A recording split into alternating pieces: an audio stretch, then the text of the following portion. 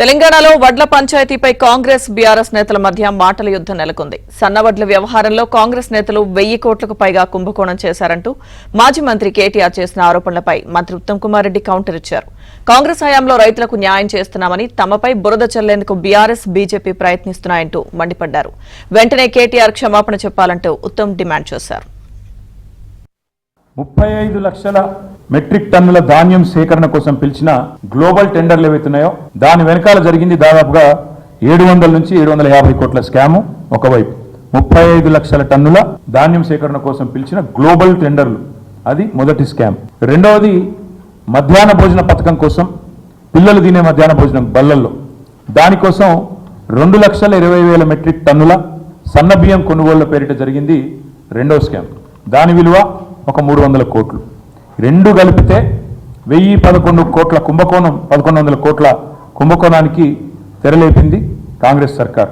గతంలో ఎన్నడూ లేని విధంగా ఈ తాలు తరుగు విషయంలో ఈ ప్రభుత్వం చర్యలు తీసుకొని రైతులకి లాభం జరిగే విధంగా మేము చర్యలు తీసుకుంటే, ఒక పెద్ద మనిషి అంటాడు 10% తాలు తరుగు మీరు కావాల్సుకొని చేస్తున్నారు. ఉన్న 7,200 మహిళా సంఘాల ప్రొక్యూర్మెంట్ సెంటర్స్ ఉన్నాయి, 3,000 మిల్స్ ఉన్నాయి. ఏది ఈ కొనుగోలు ఆపరేషన్స్ లో, ప్రొక్యూర్మెంట్ ఆపరేషన్ లో మేము కమిషన్లు దోబినమాట, 1000 కోట్లు నేను తీసుకున్నట, 100 కోట్ల వరకు పంపించినట. ఇంత పచ్చి అబద్ధం, దుర్మార్గపు నీచమైన మాటలు వాడు ఉపసంహరించుకోవాలని చెప్పి నేను డిమాండ్ చేస్తున్నా. మిల్లర్ల దగ్గర 35 లక్షల మెట్రిక్ టన్నుల ధాన్యాన్ని ఏదైతే సేకరించినామో మా ప్రభుత్వం ఉన్నప్పుడు, దాన్ని విక్రయించేందుకు 3 నెలల కిందట రాష్ట్ర ప్రభుత్వ ఆదేశాలతో పౌర సరఫరాల శాఖ, సివిల్ సప్లైస్ కార్పొరేషన్ గ్లోబల్ టెండర్ల కహానికి తెరలేపింది. ఇది మేము మా ప్రభుత్వం ఉన్నప్పుడు దాదాపు 7,000 కోట్ల విలువ చేసే ధాన్యం నిల్వల మీద ఈ ప్రభుత్వం కన్నేసింది. అధికారంలోకి వచ్చి 50 రోజులు కాకముందే ఈ దోపిడీకి తెరలేపి జనవరి 25 నాడు కమిటీ వేసేది జనవరి 25, మార్గదర్శకాలు గైడ్ లైన్స్ ఇచ్చేది అదే రోజు, టెండర్లు పిలవడం కూడా అదే రోజు.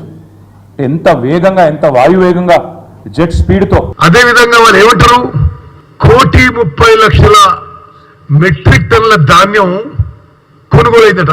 అసలు కనీస మినిమం ఫిగర్స్, ఒక ప్రిపరేషన్ కూడా లేదు. అసలు ఆ రోజుకి కొన్న ధాన్యం మొత్తం కూడా 30 లక్షల మెట్రిక్ టన్నులే.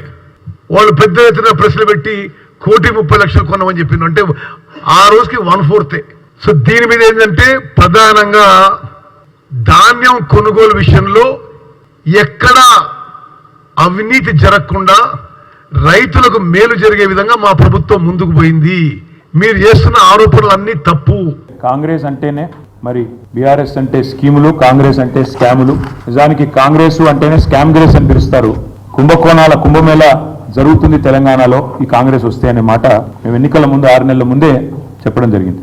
ఇవాళ కాంగ్రెస్ పార్టీ పెద్దలు ముఖ్యంగా ఈ రాష్ట్రంలో ఒకటే ఫిలాసఫీ పెట్టుకున్నారు, గల్లీ మే లూటో ఢిల్లీ మే బాంటో.